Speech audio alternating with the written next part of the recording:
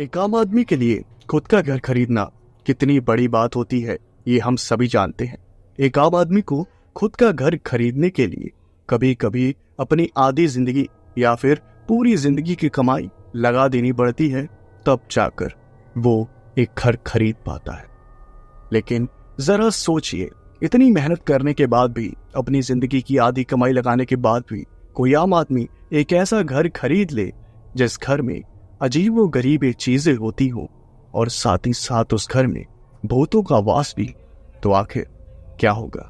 आज की कहानी भी एक ऐसे ही घर की है जिसके अंदर कई सारी आत्माओं का वास होता है और उसी एक बेचारा गरीब आदमी अपनी खून पसीने की कमाई लगाकर खरीद लेता है और उसके बाद उसके साथ जो कुछ भी होता है आप सभी इस कहानी में जानेंगे।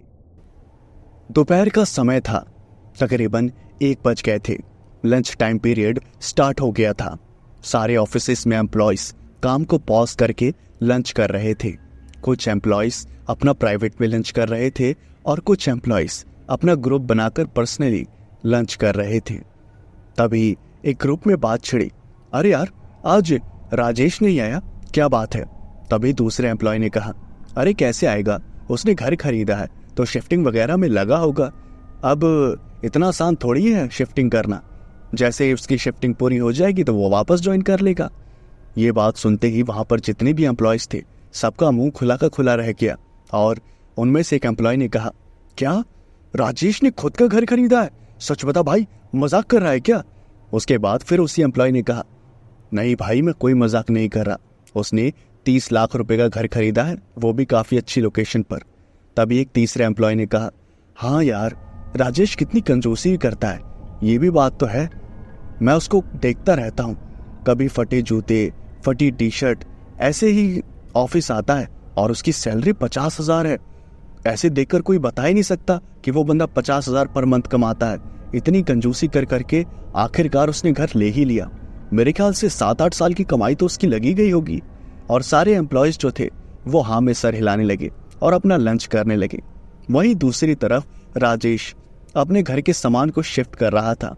कई सालों की मेहनत के बाद उसने पैसे जोड़े थे और उन्हीं पैसों से उसने अपने और अपने बेटे के लिए एक नया घर खरीदा था। राजेश का बेटा भी बहुत ही ज्यादा खुश था।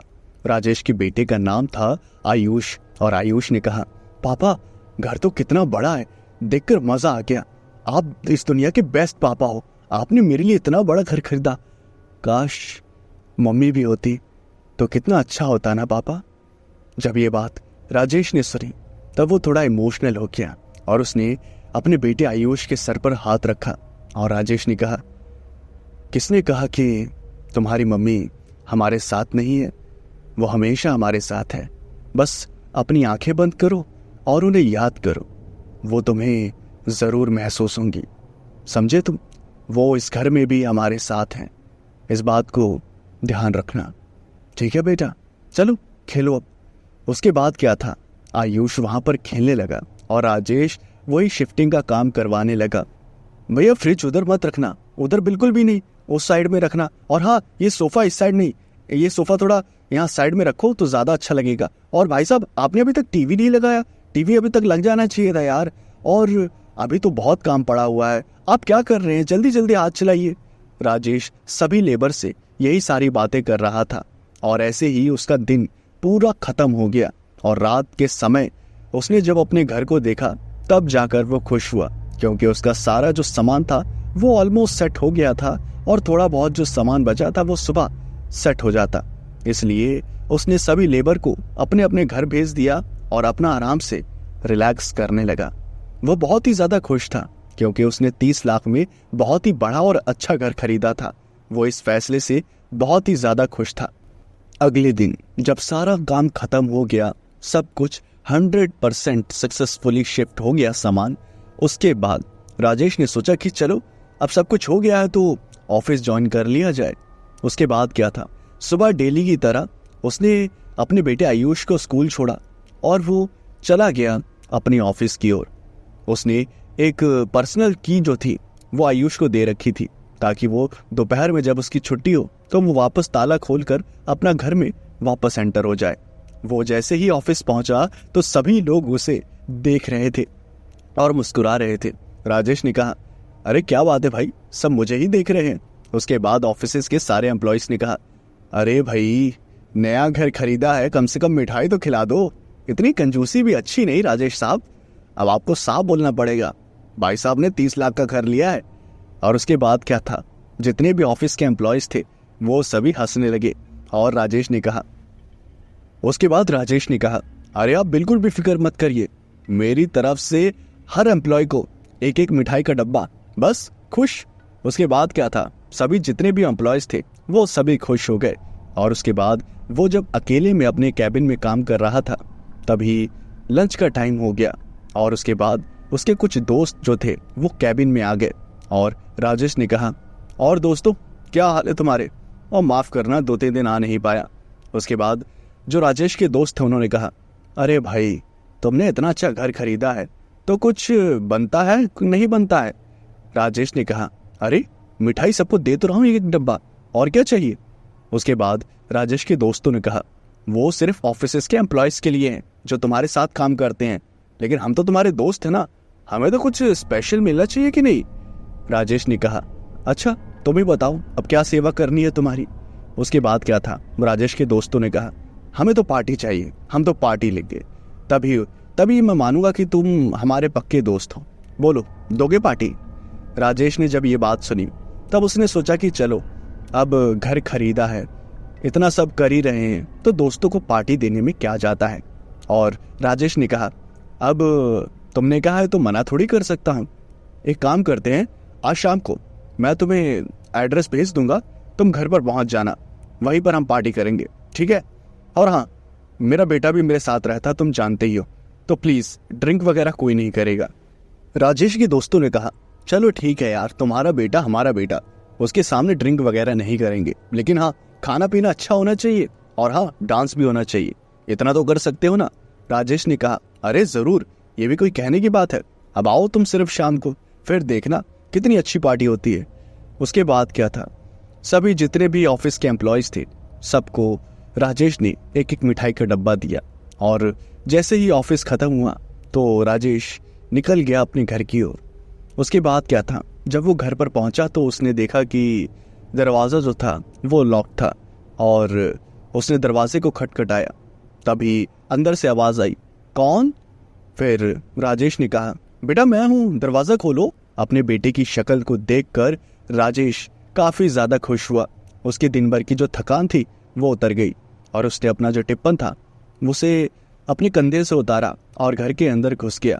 उसने टिप्पन को वहीं एक टेबल पर रखा और राजेश ने कहा, सुनो बेटा, एक काम करो, थोड़ा घर जो है ना थोड़ा सा साफ कर दो, अगर थोड़ा भी कहीं गंदगी वगैरह दिखे। और एक काम करते हैं, आज तुम्हारे अंकल लोग आ रहे हैं, हम पार्टी करेंगे, ठीक है। तो तुम एक काम करो, नहा धो के अच्छे कपड़े पहन लो, उसके बाद मैं भी थोड़ा फ्रेश वगैरह हो जाता हूँ।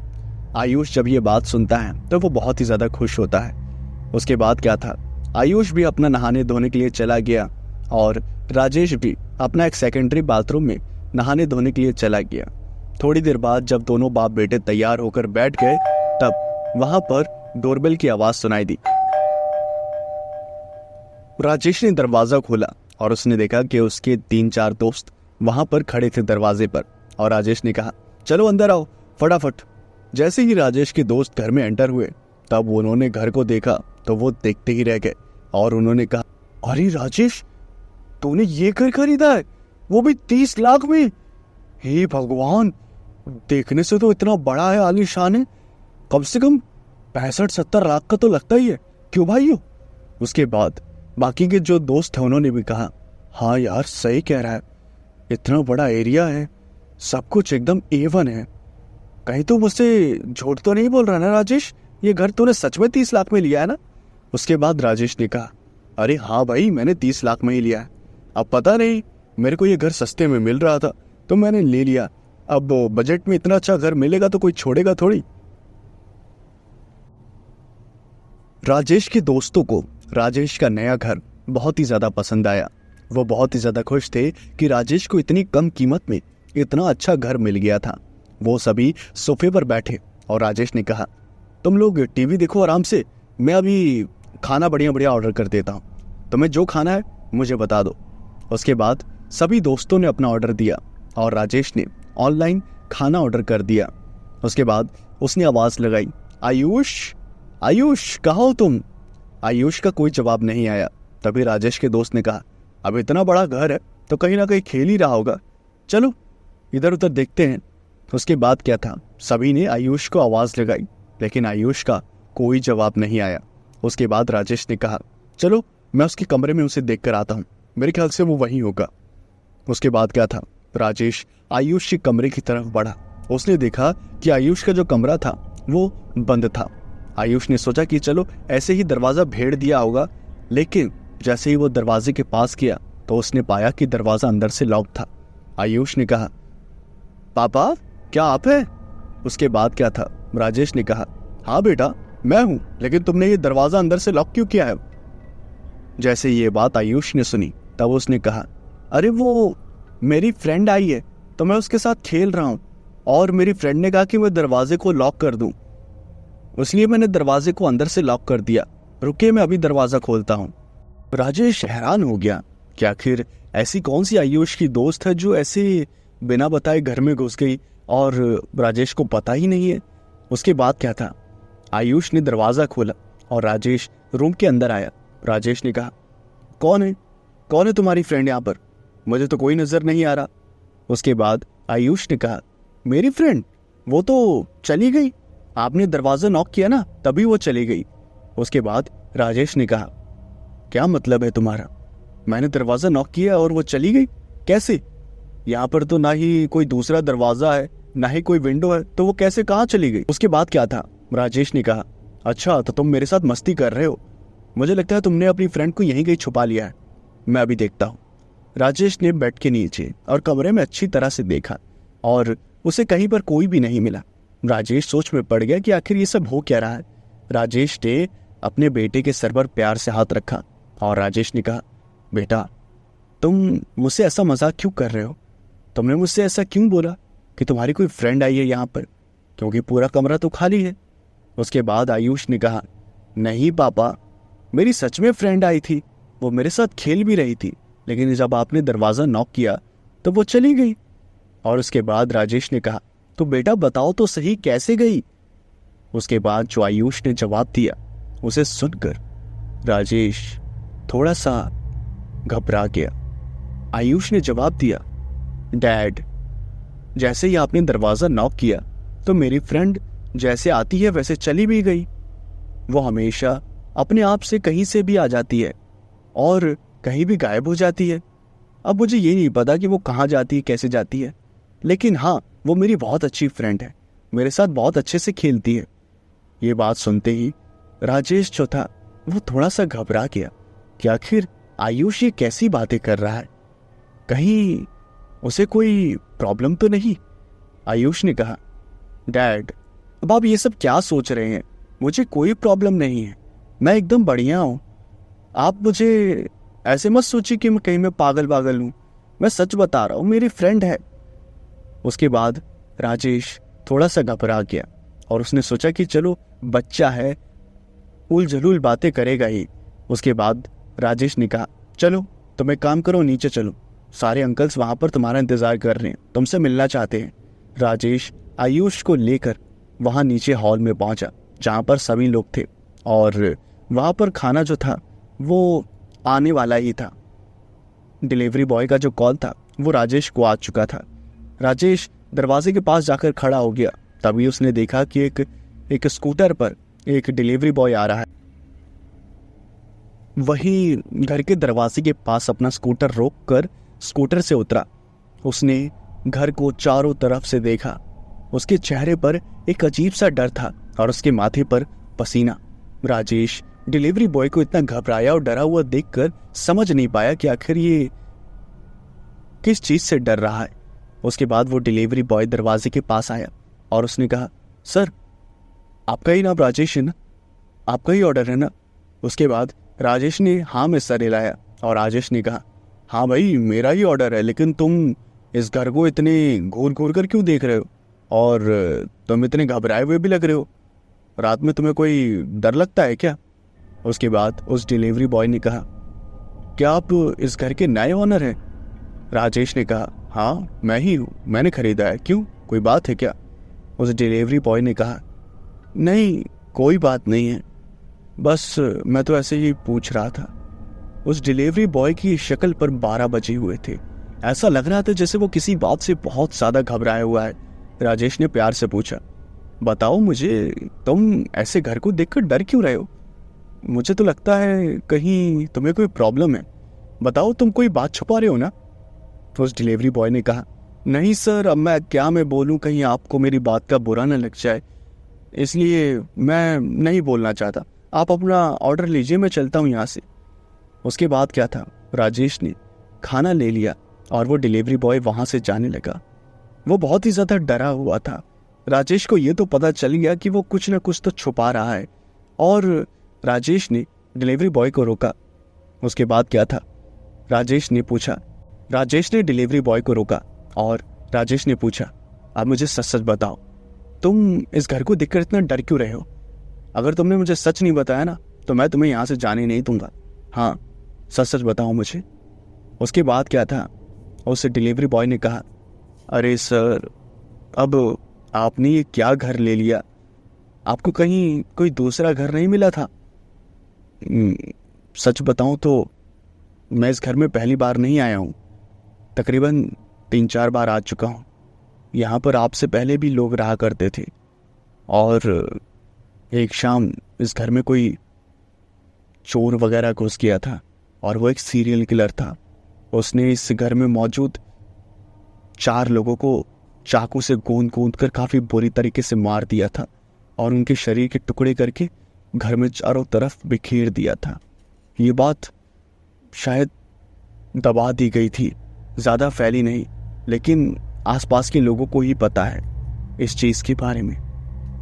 जैसे ही ये बात राजेश ने सुनी, तब उसने कहा, क्या इतनी बड़ी वारदात हो जाएगी अगर इस घर में, तो क्या न्यूज़पेपर, मीडिया, टीवी में नहीं आएगा? क्या बेवकूफ बनाने वाली बातें करते हो, जाओ यहाँ से। मुझे लगा कोई सच्ची बात बताओगे, तुम तो एकदम पागलों वाली बात करते हो। उसके बाद डिलीवरी बॉय ने कहा, देखिए सर, मेरा काम था बताना, आगे आपकी मर्जी, आप माने या ना माने, लेकिन सच तो यही है। मैं तो यही कहूँगा कि आप अपना और अपने परिवार का ख्याल रखिएगा, क्योंकि जब भी मैं रात के वक्त यहाँ से गुजरता था तो मुझे इस घर से चीखने की और चिल्लाने की आवाज़ें आती थी, और वो भी तब जब ये घर पूरा खाली होता था। तो मुझे ऐसा लगता है कि इस घर में ज़रूर उन 4 लोगों की आत्मा रह रही है। आप अपना और अपने परिवार का ख्याल रखिएगा। और ये कहते ही वो जो डिलीवरी बॉय था, उसकी जो शक्ल थी वो एकदम पीली टाइप की होने लगी। वो डर से एकदम कांपने लगा और थर्राने लगा।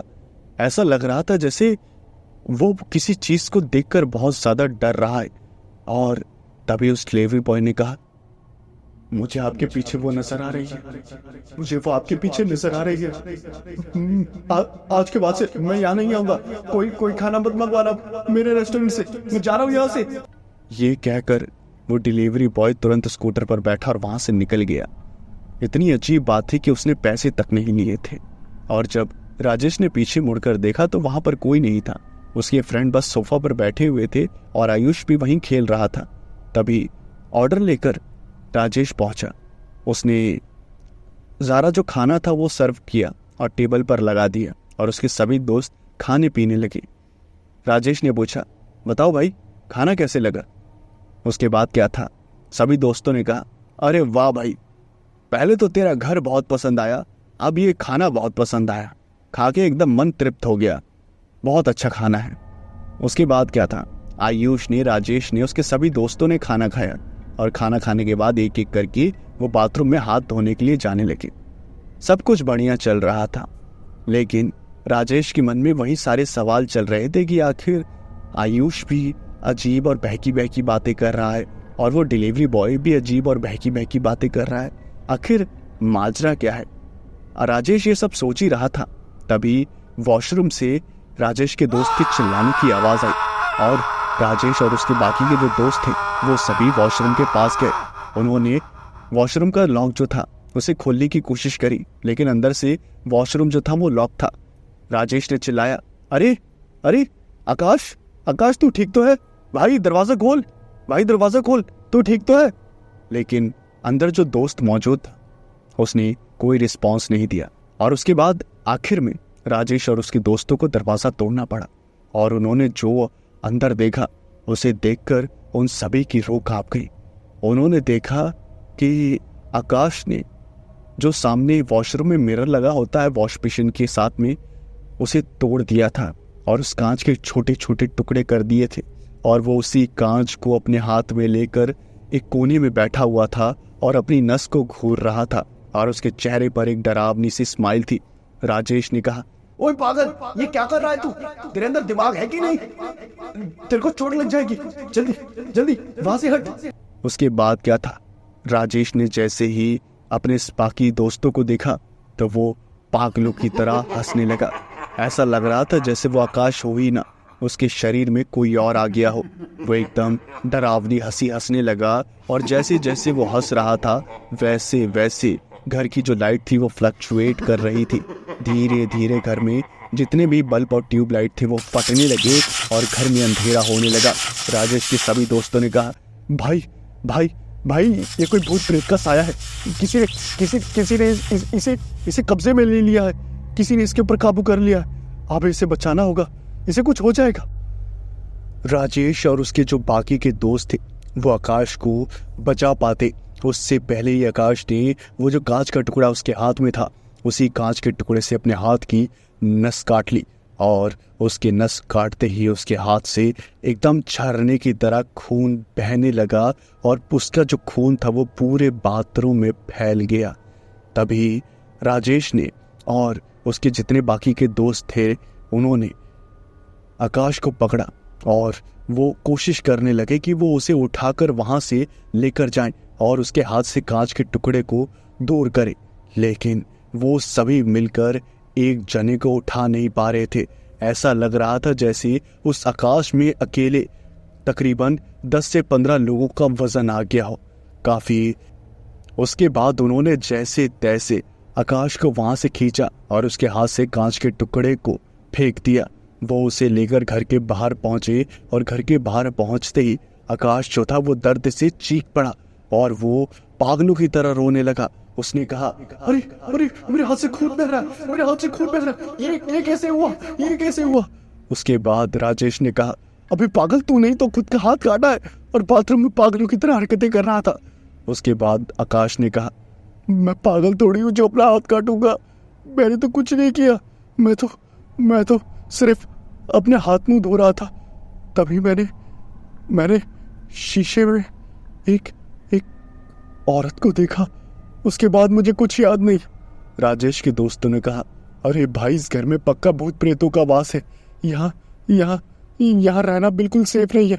आयुष को ले यहाँ से लेकर निकल, यहाँ आयुष को लेकर मत रह, तू हमारे घर चल, वहां पर रह, यहाँ मत रह, यहाँ तुझे या आयुष को कुछ हो जाएगा, चल यहाँ से।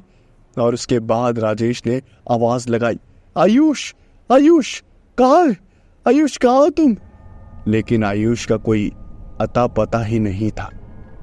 राजेश बहुत ज्यादा डर गया। यहाँ एक तरफ आकाश के हाथ से झरने की तरह खून बह रहा था, वहीं दूसरी तरफ आयुष का कुछ पता नहीं लग पा रहा था कि आखिर वो कहाँ पर है। और तभी जो राजेश के दोस्त थे उन्होंने कहा, तुम आयुष को अंदर ढूंढो, हम तब तक आकाश को हॉस्पिटल ले चलते हैं, वरना बहुत दिक्कत हो जाएगी। उसके बाद राजेश के जो बाकी के दोस्त थे वो आकाश को लेकर सीधा हॉस्पिटल की तरफ भागे, और राजेश आयुष को लेने के लिए घर के अंदर घुस गया। और जैसे ही वो घर के अंदर घुसा तो उसने देखा कि एक एक करके घर की सारी लाइटें जो थी वो फट रही थी, और लाइटों के जो टुकड़े होते हैं कांच के वो जमीन पर फैल रहे थे।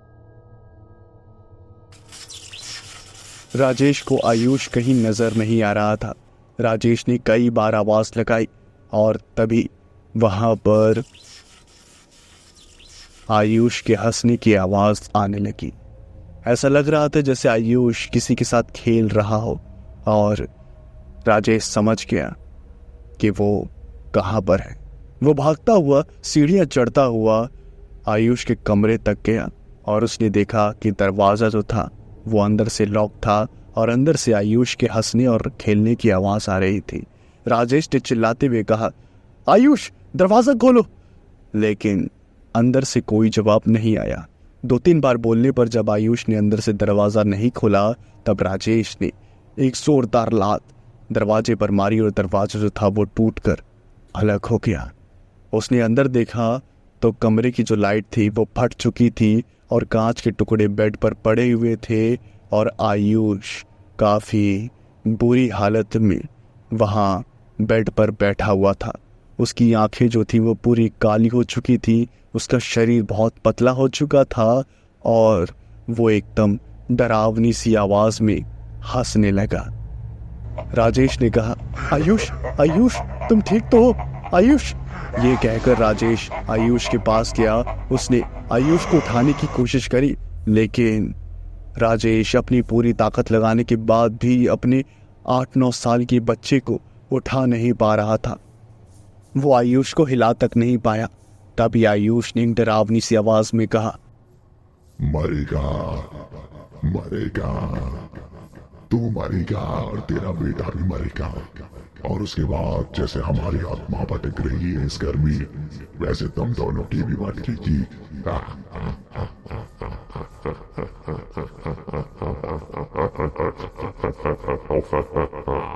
राजेश ने आयुष को फिर उठाने की कोशिश करी लेकिन फिर से वो नाकामयाब रहा। उसके हाथ जो थे वो जवाब दे गए और तभी आयुष ने एक हल्का सा धक्का राजेश को मारा तो राजेश जो था वो पास की अलमारी पर जाके धड़ाम से टकरा गया और अलमारी जो थी वो राजेश के ऊपर ही गिर गई।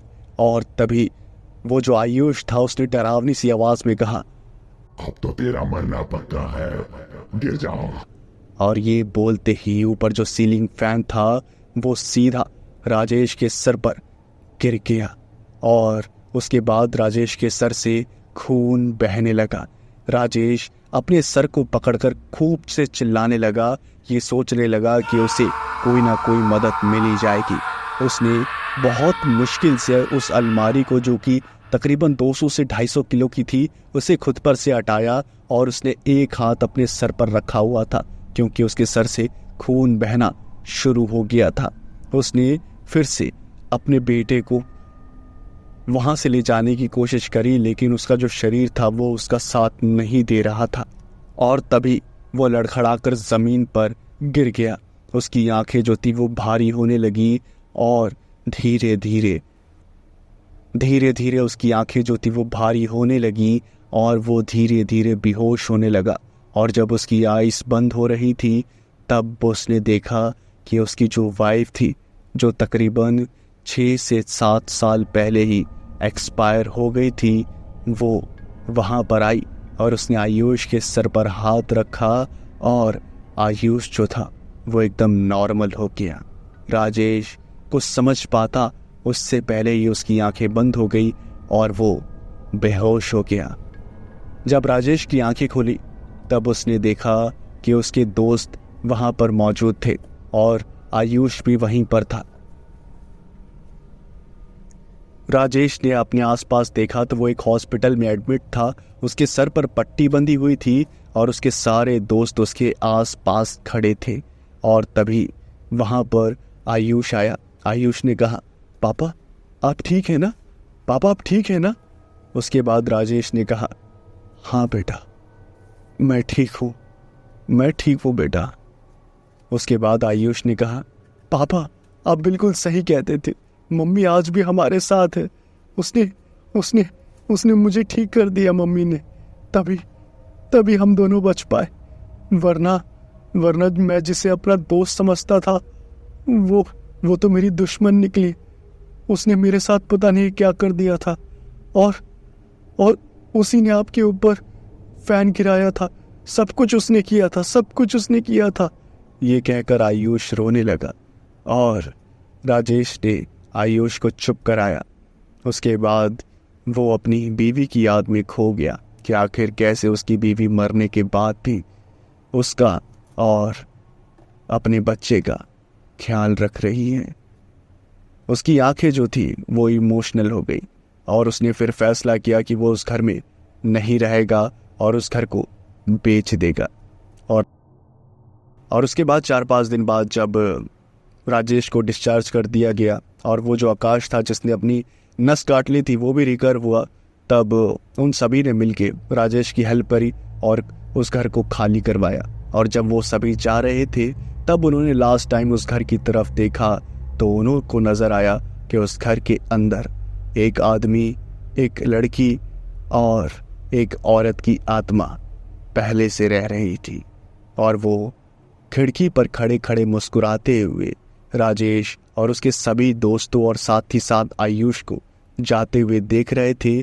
और उनके चेहरे पर एक डरावनी सी मुस्कुराहट थी और उन्होंने अपने हाथों से एक क्रॉस का निशान बनाया और इस बात को कह दिया कि वापस कभी मत आना वरना मारे जाओगे।